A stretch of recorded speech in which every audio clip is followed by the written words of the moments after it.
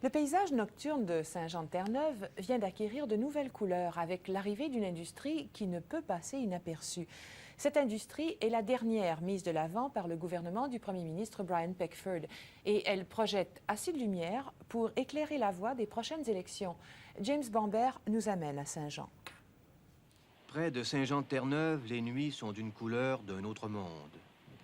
Et ne dirait-on pas à l'horizon des soucoupes volantes, encore toutes rayonnantes de l'énergie qu'elles ont mise à atterrir ici?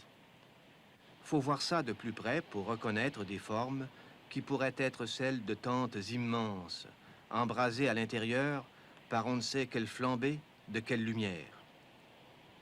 Et oui, ce sont des serres. Et il y a du Peckford là-dedans.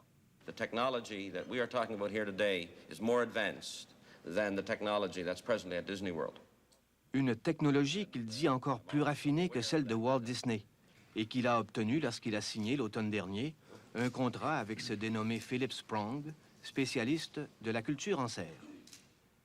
Ces serres-là avaient tenté leur chance à Calgary, mais sans succès.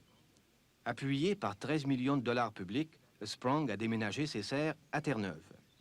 Dans leur nouveau campement, elles promettent de produire 5 millions de livres de concombres par année, sans compter les tomates et la laitue. Tous ces produits ont pour ambition d'inonder bientôt les marchés du Québec, de l'Ontario et de l'Est des États-Unis. Les premières récoltes viennent tout juste de sortir.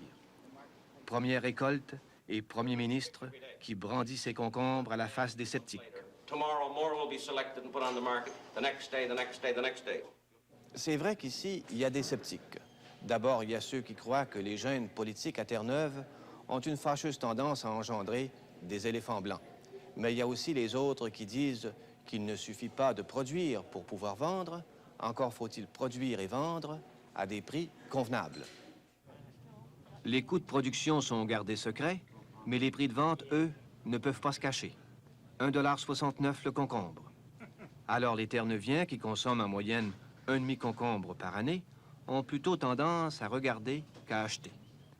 Mais Peckford est certain que les prix vont baisser. Attendez, dit-il, qu'on en produise 5 millions.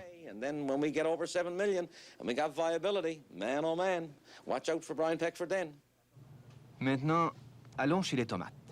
La tomate d'ailleurs, 1,39 $. Celle de Terre-Neuve, 2,65 $.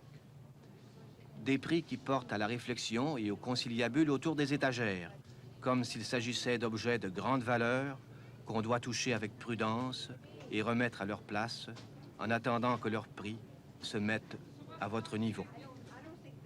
James Bambert à Saint-Jean-de-Terre-Neuve.